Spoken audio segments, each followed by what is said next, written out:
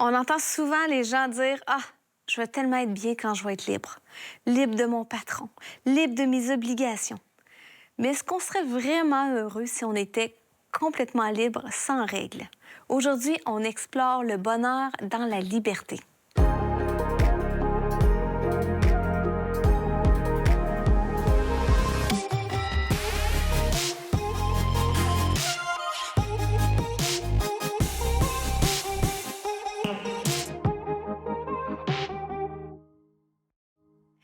Bienvenue à l'heure de la bonne nouvelle. On poursuit notre série à la recherche du bonheur et on poursuit avec Jean-Sébastien Morin. Hey, bonjour Valérie. Yes, on parle aujourd'hui de la liberté. Liberté! Liberté! Liberté. On a l'impression là, que tu viens de Québec, là, puis que... Donc, Jean-Seb, on parle de liberté, on sent souvent que les gens recherchent une liberté, d'être libéré. Moi, je me rappelle, ma grand-mère disait tout le temps: « Ah, tu vas voir ma petite fille, si je gagne un gros montant. » Elle, là, c'était le rêve de sa vie, gagner un gros montant pour être libre, puis nous payer des choses. Puis, c'est comme pour se sortir de je sais pas quoi. Pas pour le moment des dettes, entre autres. De toute façon, on veut tout être libéré de nos obligations financières. Mais je me rappelle, l'école arrive bientôt à sa fin, puis ma fille me parle d'avoir hâte de finir ses matières, mais je me rappelle, la fin du secondaire, je voulais brûler mes livres de maths. Oui. Être libéré, j'ai plus besoin d'avoir des maths de toute ma vie. Le meilleur feu, le feu de brûlage. Mais, tu sais, la liberté, ça peut avoir des conséquences difficiles. Je me rappelle, j'avais un chien, j'en ai plus maintenant, mais une des choses, quand tu ouvres la porte de la cour, le chien, qu'est-ce qu'il fait? Oui. Il va chercher sa liberté. Il courait après des chevaux, des fois, ou malheureusement, il a couru après un char puis il est mort. Oh. Mais c'est un traumatisme. Je suis passé par-dessus maintenant, mais un traumatisme de mon enfance. Mais des fois, la liberté, tu penses que ça va t'apporter quelque chose. Puis, oups, il y a des conséquences des fois avec c'est quoi être libre. Ouais. Mon garçon, dernièrement, l'été passé, était au parc. Puis, tu sais, à Montréal, on appelle ça des kaboums. Tu sais, c'était des deux personnes assises d'un bord puis de l'autre, puis ils se lèvent. Puis, à un moment donné, il y a eu un moment de liberté où il se sentait libre comme l'air, mais il s'est propulsé. Il a fait 2 mètres dans les airs. Il est tombé dans les barres de métal. Ça va être un tank. Tout le monde a fait « Oh! » Sauf mon épouse qui était de l'autre côté. Puis, il a dû aller à l'hôpital, puis tout ça. Mais, fait que des fois, la liberté, le moment où il s'est senti super libre a été suivi d'un moment où la douleur est venue. Super mal. Sommes-nous vraiment libres? Qui sait s'il n'y a pas de règles? Ça, c'est une bonne question.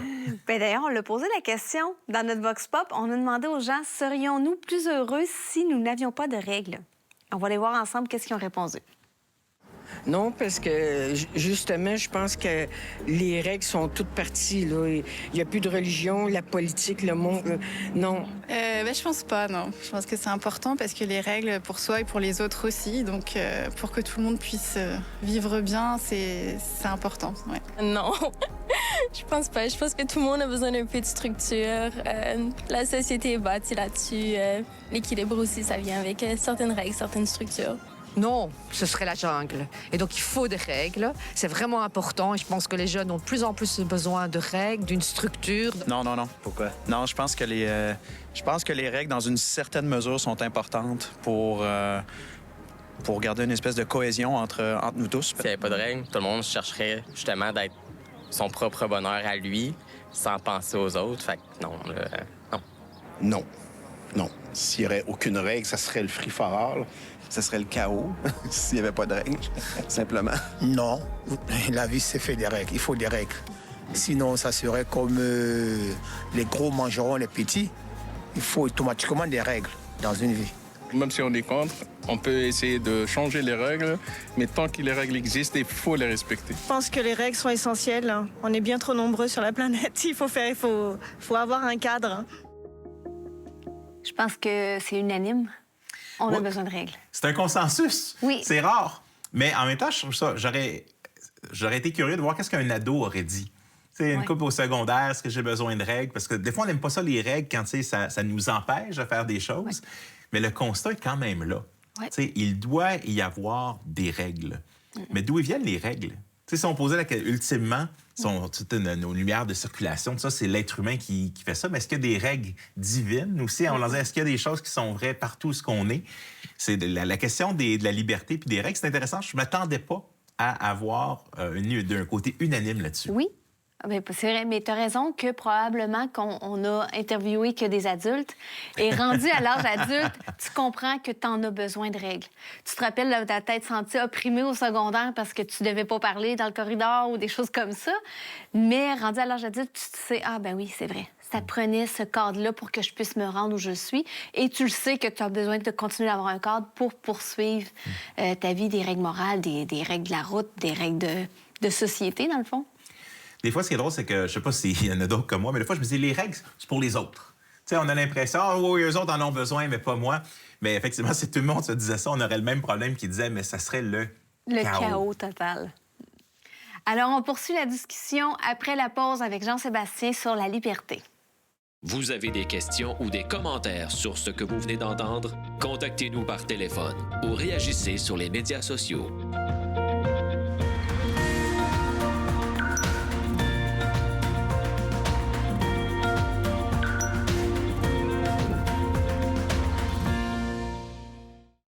Donc, Jean-Seb, le consensus est là.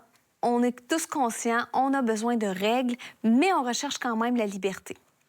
Oui, le consensus est là, mais le rêve qui est donné, il y avait une vieille publicité d'automobile au Québec, les Oldsmobile, puis la tagline était « Tasse-toi, mon oncle, je veux ma liberté », avec le petit slogan « Je veux ma liberté ».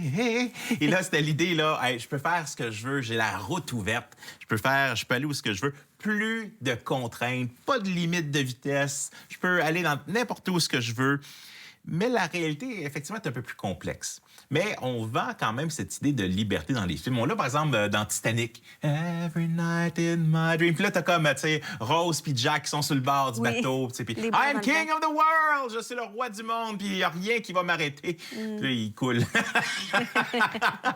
Une couple d'heures après, j'avais fait un sketch à un moment donné, quand j'enseignais au secondaire, qui s'appelait « Le Titanic 2 ». Et ça commençait ainsi. Et si le Titanic n'avait pas vraiment coulé? Et là, tu retrouves Jack et Rose comme dans la vie de tous les jours. Lui, il peut pas avoir de job parce que c'est un voleur. Fait qu'il n'est pas capable d'avoir une job. Elle ne sait pas comment cuisiner. Puis donc, 3 ou 4 kids qui tournent autour. Bien, il y a cette idée que la liberté, c'est aussi la liberté par rapport aux autres. Fait que des fois, on aspire à être en relation avec des gens parce qu'on se dit, mais je vais trouver un bonheur là. Puis en même temps, beaucoup, c'est vécu-là, mais tu vas te marier, mais tu sais, la corde au cou, puis tu t'en vas t'enchaîner, puis tout ça. Fait qu'il y a plusieurs idées de liberté. Fait que ça, c'en est une. Une autre, c'est un de mes films favoris, Cœur vaillant, Braveheart. Ah, c'est un film de gars, ça. Ah oui, c'est commandité par Campbell, puis la sauce, puis Heinz, puis le ketchup, puis tout ça. Puis c'est sur la libération d'Écosse par William Wallace. Puis la scène à la fin, c'est une des scènes les plus... Ça te donne le plus de frissons de tous les films. Je veux pas voler le punch, ça fait 20 ans que le film est sorti. Mais à la fin, William Wallace se fait arrêter, puis il est en train de se faire torturer pour être un exemple devant tout le monde. Puis le gars qui est là, il dit, si tu te recantes, si tu dis non, tu sais, je renonce à tout ce que j'ai cru et tout ça, mais on va faire que tu vas mourir plus rapidement. Puis à un moment donné, il arrive pour dire quelque chose, puis là, le gars, le prisonnier a quelque chose à dire. Et là, tu vois que William Wallace, il sort de toutes ses tripes, de tout son cœur, puis il crie « Liberté! » Puis là, ça résonne, puis ça vient tout chercher en dedans de nous. Un peu dire, donc, quand il y a une forme d'esclavage, on aspire à avoir une réelle liberté. Puis notre liberté que nous, on a en Amérique du Nord, puis ce qu'on sent restreint est tellement différent de ce que beaucoup de gens vivent. Je regardais avec mes enfants dernièrement la liste de Schindler, par exemple, qui est sur un gars qui a commencé à faire une usine pour des partis, puis il essaie de s'enrichir au travers de la Seconde Guerre mondiale pour se rendre compte dans le fond, de toutes les atrocités qui arrivaient.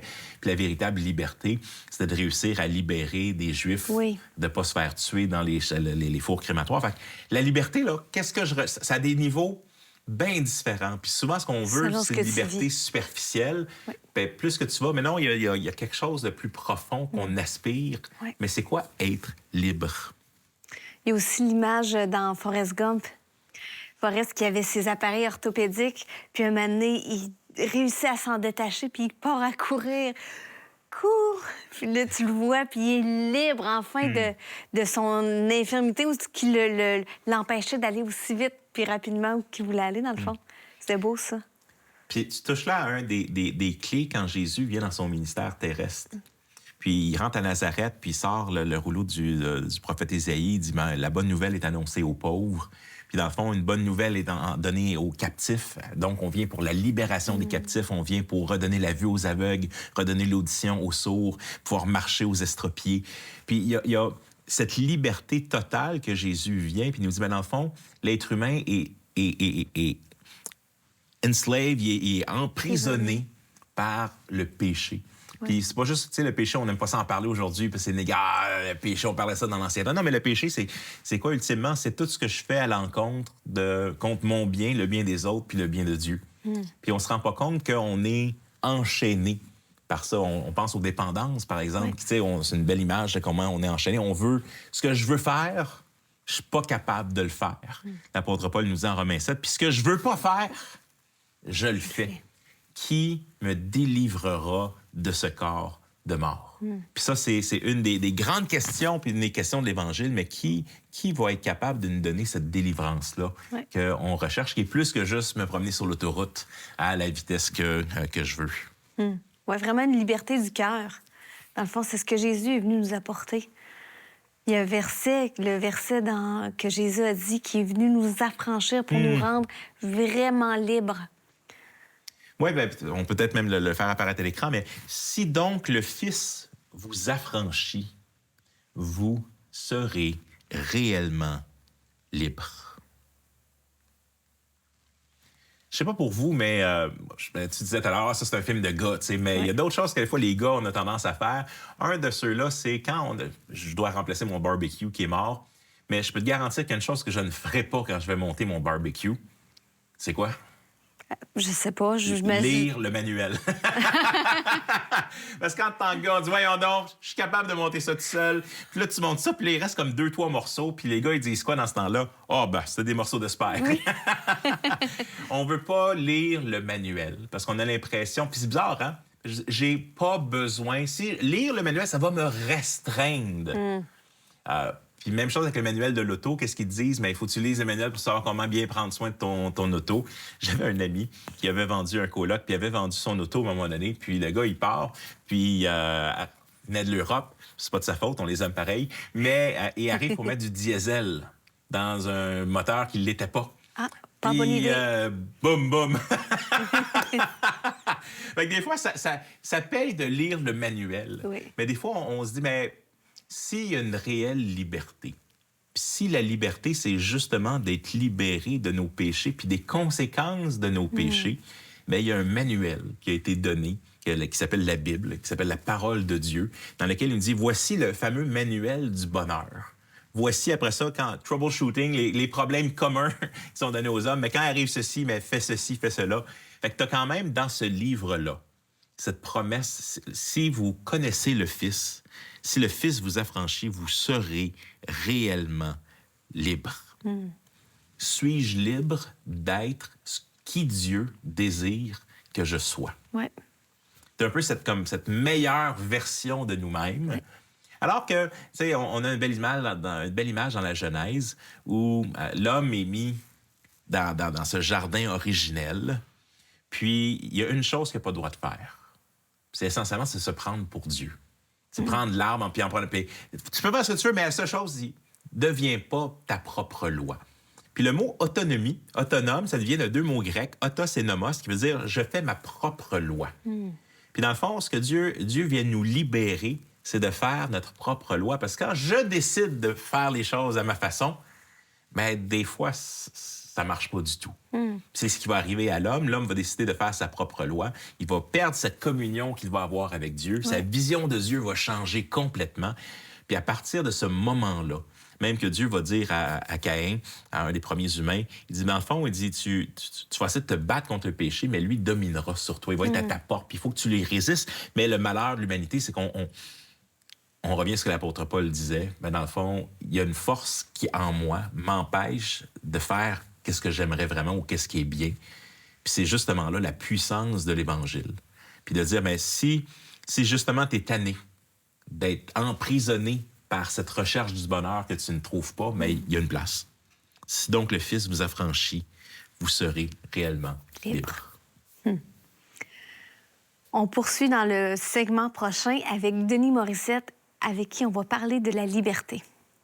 Dans la pensée de beaucoup de gens, la liberté, c'est de ne plus avoir de règles. Mais les règles ont une fonction. Elles ont une fonction de préserver et de protéger la liberté aussi. Ouais. Et nous, je pense que le défi, c'est de ne pas la gaspiller. L'heure de la bonne nouvelle, en collaboration avec le Messager chrétien, vous offre gratuitement le livre de réflexion quotidienne La Bonne Semence. Pour en recevoir un exemplaire, écrivez-nous à l'heure de la bonne nouvelle, casier postal 33012, comptoir postal Thibault, Trois-Rivières, Québec. G8T 9T8. Vous pouvez également nous joindre à info@hbn.ca ou par téléphone 1-866-509-1319. Bonjour Denis Morissette. Bonjour Valérie. Heureuse d'être encore avec toi aujourd'hui. C'est un grand plaisir. On parle dans notre émission du jour des règles. On avait posé une question Vox Pop, donc on va toujours dans les rues. On est allé à Québec, on a demandé à quelques personnes, est-ce que vous seriez plus heureux s'il n'y avait pas de règles? Et moi, j'aimerais savoir, qu'est-ce que toi, tu répondrais? En fait, je vais te répondre par une anecdote que j'ai vécue. OK. Lorsque j'étais adolescent, vous savez, il y a toujours ce combat entre les adolescents et les parents. Bon, à l'époque, ma mère était toute seule pour me gérer. Et c'est toujours, tu entraves ma liberté, je veux faire ce que je veux et tout ça. Donc, on a soif de liberté. Et quand on l'a, en tout cas, c'était mon expérience à moi, c'est que je ne savais pas quoi faire avec elle. Et ça m'a amené à dépasser des règles, des limites et de faire en sorte que ma vie est devenue un chaos. Okay. Donc, c'est beau avoir la liberté. La véritable question, c'est je fais quoi avec elle? OK? Mm-hmm. Et dans notre société moderne, encore une fois, la liberté, c'est quand même un concept important. On a besoin d'être libre dans la vie, de se sentir libre. Mais jusqu'où tout cela doit nous mener? Puis souvent, dans la pensée de beaucoup de gens, la liberté, c'est de ne plus avoir de règles. OK? Mais les règles ont une fonction. Elles ont une fonction de préserver et de protéger la liberté aussi. Ouais. Et parfois, je trouve que beaucoup de gens vont gaspiller leur liberté. C'est-à-dire qu'ils vont l'utiliser pour faire n'importe quoi, même pour blesser les gens dans la façon dont ils vont parler. Je dois dire ce que je pense. Je dois dire... Non, il y a des choses qui se disent, des choses qui ne se disent pas, des choses qui se font et des choses qui ne se font pas dans la vie. Donc, il faut apprendre un petit peu à avoir des règles. Et c'est un peu le chaos de la vie moderne aussi. Ma génération, on a été élevé avec des règles assez strictes qu'on contestait à l'époque pour s'apercevoir des années plus tard qu'on avait besoin de ces règles-là. Même chose pour les enfants, ils vont toujours contester des règles, mais ils en ont besoin pour leur épanouissement. Donc, dans la société moderne, encore une fois, sans avoir un regard trop négatif sur la société, il y a de moins en moins de règles, puis on voit ce que ça amène comme chaos chez les jeunes, chez les moins jeunes et tout ça. Donc, il faut pouvoir respecter tout cela. Donc, le bonheur n'est pas dans une liberté sans retenue, mais la liberté, ça demeure quand même une valeur fondamentale dans la vie. Quand on pense à tous ces pays qui n'ont pas accès à la liberté, que ce soit la liberté de mouvement, d'expression, sous les dictatures et tout ça, on comprend l'importance de la liberté. Oui. Mais nous, je pense que le défi, c'est de ne pas la gaspiller. Et, parce que les règles servent à quelque chose. Elles servent à protéger. Elles génèrent aussi de la sécurité. Un enfant qui est bien encadré dans des règles, ça sécurise. Oui. En ce moment, en Amérique du Nord, on vit des moments très, très troubles parce que on a l'impression qu'il y a du chaos un peu partout. Le Canada s'en sort beaucoup mieux, mais il y a beaucoup de chaos. Moi, je le vois quand je suis en Europe. Il y a une espèce de chaos ambiant. Et ce qui fait qu'à quelque part, en ce moment, le niveau d'anxiété est très, très, très élevé. OK? Il y a quelques jours à peine, je parlais avec une amie qui est pharmacienne en Europe. Elle me disait les médicaments qu'on appelle psychotropes pour faire réduire l'anxiété sont en montée. Les pharmaciens ont de la difficulté à fournir, à s'approvisionner au niveau des anxiolytiques et tout ça. Et on s'aperçoit pourquoi? Parce qu'il y a une espèce de chaos ambiant qui fait qu'à quelque part, on a besoin de retrouver les repères. Tu te souviens de ce qu'on a vécu, ces moments difficiles qu'on a appelés la pandémie? Oui. Beaucoup de gens se sont décidés à quitter les grandes villes pour se retrouver à la campagne, le retour à la terre. Pourquoi? Question de retrouver quelque chose de plus vrai, de plus stable, de plus sécurisant et tout ça, OK? Et de plus cadré. Donc, tout ça, là, ça joue au niveau des règles et au niveau du bonheur. Le bonheur, quand on l'a, il faut le protéger. Il faut le sauvegarder, il faut l'entretenir. Et les règles servent à cela. Donc, il ne faut pas voir les règles comme étant quelque chose de négatif en soi, comme un entrave à la liberté, mais comme clôtures qui nous permettent de bien nous protéger. De bien nous protéger. Ouais. Puis souvent, quand on parle de religion, où les gens viennent vite fermés parce qu'ils voient un tas de règles. Ouais. Un tas de... Tu sais, on voit dans l'Ancien Testament, ça a été commencé avec les commandements, les 10 commandements, puis tout ça. Puis, j'aimerais que tu me parles un peu de cet aspect-là des... Ouais. C'est bien que tu apportes ce sujet-là. Il y a deux textes qu'on ne sait pas si c'est la même histoire, qui étaient repris par deux auteurs différents dans les Évangiles, mais il y a une rencontre entre Jésus et un docteur de la loi. Un docteur de la loi, donc s'il connaît la loi de l'Ancien Testament, la Torah et tout ça, il s'approche de Jésus et lui pose la question suivante: « Maître, que dois-je faire pour avoir la vie éternelle? » Et Jésus lui répond: « Tu aimeras le Seigneur ton Dieu de tout ton cœur, de ta force, de ta pensée, ton prochain comme toi-même. » Jésus lui répond: « Tu as bien répondu, fais cela et tu vivras. » Okay? Mais dans un autre texte, la situation est presque similaire, mais Jésus va répondre lui-même à la question. Il va dire le premier commandement qui est le plus grand: « Tu aimeras le Seigneur ton Dieu de tout ton cœur. » Et le second qui lui est semblable: « Tu aimeras ton prochain comme toi-même. » Et là, Jésus va rajouter une phrase qui est capitale à mon avis, à moi. Il va dire: « De ces deux commandements résument toute la loi et tous les prophètes. » Donc, souvent, ce qu'on appelle, quand on parle de milieu religieux, avec de l'accumulation des règles, des préceptes et tout ça, on passe à côté de l'essence des choses. Il faut mettre une emphase majeure sur des points majeurs, non pas sur des points mineurs. Et souvent, la tendance qu'on a, c'est qu'on met une emphase majeure sur des points mineurs, puis on met une emphase mineure sur les points majeurs. Ouais. Le point majeur là, de la Bible, là, c'est que tu aimeras le Seigneur ton Dieu de tout ton cœur, de ta force, de toute ton âme, de toute ta pensée, et ton prochain comme toi-même. Ça, c'est le cœur de la loi, c'est l'essence de la loi. Et quand ce fameux docteur de la loi cite ce texte-là, ce jour-là, il puise dans l'Ancien Testament, dans le livre du Deutéronome. Oui. Donc, on voit déjà un peu des prémices de ce que le Nouveau Testament offrirait comme cadre de fonctionnement. Donc, la vie, si j'aime Dieu, si j'aime mon prochain comme moi-même, est-ce que je vais le voler? Est-ce que je vais en abuser? Ben non. La loi devient quelque chose d'intériorisé, d'intégré à l'intérieur de soi. Donc, c'est pas une accumulation de plein de règles, de préceptes. Maintenant, je suis conscient là, que de certains milieux, on a une expression dans notre milieu, qui est une expression théologique, on parle du légalisme. C'est que là, la loi devient quelque chose qui a un effet pervers, qui a un effet davantage de contrôler la vie des gens, de les asservir beaucoup plus que de les libérer, OK? Et de les amener vers la maturité.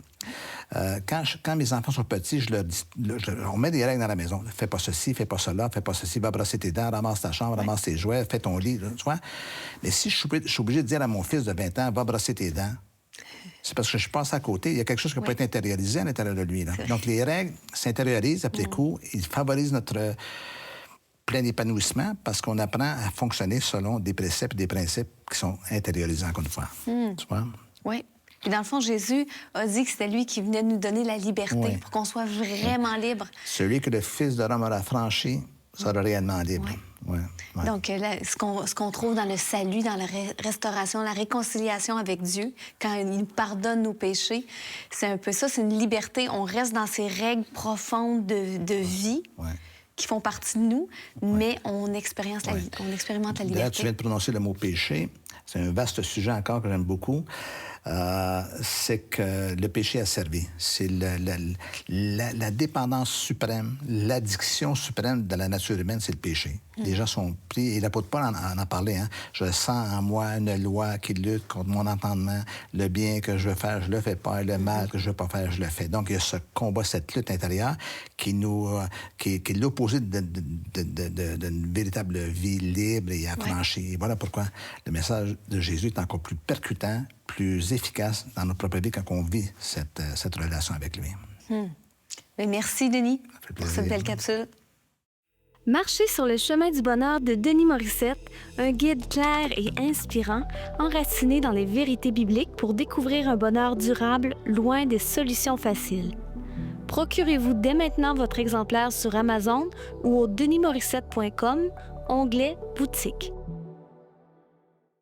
Le site web de l'Heure de la Bonne Nouvelle vous permet de voir les émissions de la série en cours et de visionner celles des années précédentes.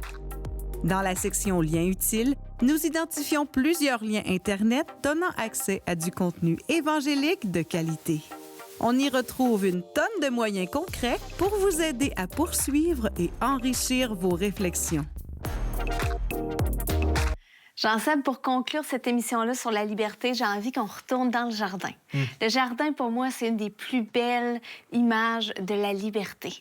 Avant qu'il y ait l'histoire de l'arbre, du fruit défendu, l'homme et la femme avaient une communion parfaite ensemble et avec Dieu.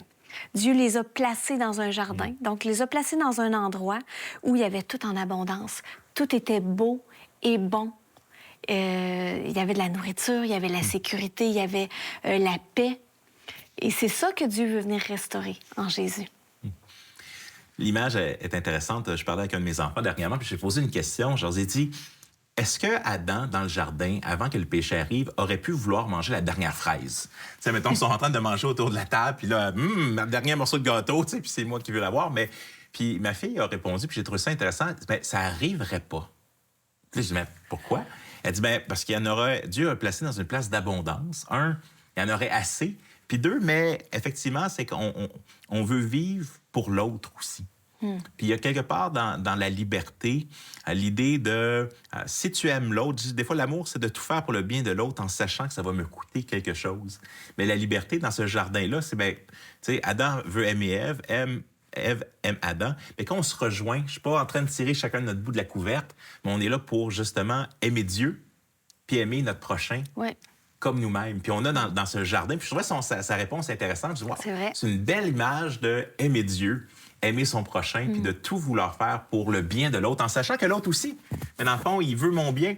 Puis je pense que ça démontre une image de qu'est-ce que Dieu a en tête, ce fameux jardin-là. Oui.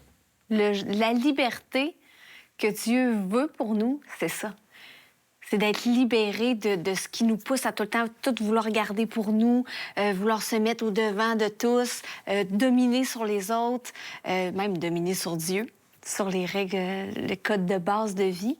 Puis on est fâché contre ces règles-là, des fois. Tu sais, j'appelle ça l'Évangile selon Jordi. C'est le petit garçon qui chantait « Fais pas ci, fais pas ça, fais pas ci, pas ça ». C'est dur d'être un chrétien. Tu sais, mais en bout de ligne, on a l'impression que la vie chrétienne, c'est ça.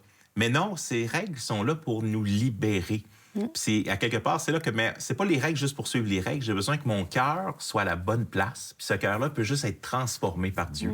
Puis en tant que pécheur, mais c'est ça que j'ai besoin. J'ai besoin d'une chirurgie spirituelle, que Dieu enlève mon cœur égoïste, qui veut la dernière fraise, qui veut le dernier morceau de gâteau, qui veut être meilleur ou plus riche que tout le monde, puis qu'il le mette avec le sien, qui bat, puis qui est comme Jésus, puis d'avoir un cœur, puis c'est ma prière. Seigneur, aide-nous. Il y a un chant qui dit « Veux-tu briser du péché le pouvoir? Mais la force est en Jésus-Christ. Puis si tu veux, mais comment gagner ça? Mais si tu veux, dans ton cœur, mais reçois-le. Reçois Jésus. Merci, Jean-Seb. Et un grand plaisir, Valérie. C'est déjà tout pour cette émission. On se retrouve la semaine prochaine. Beaucoup de gens, ils vont voir juste la création, puis ils vont s'émerveiller comme si c'était une fin en soi. Le 8 avril 2024, on regardait la Lune cacher tranquillement le Soleil. Puis je me suis rappelé, moi, que on peut voir une éclipse seulement parce que le Soleil il est 400 fois plus gros que la Lune, mais 400 fois plus loin. Et là, moi, je me disais, oh, c'est donc bien un beau hasard, tu sais. Mais tu sais, pour moi, c'est pas un hasard. Je voyais Dieu en arrière de ça.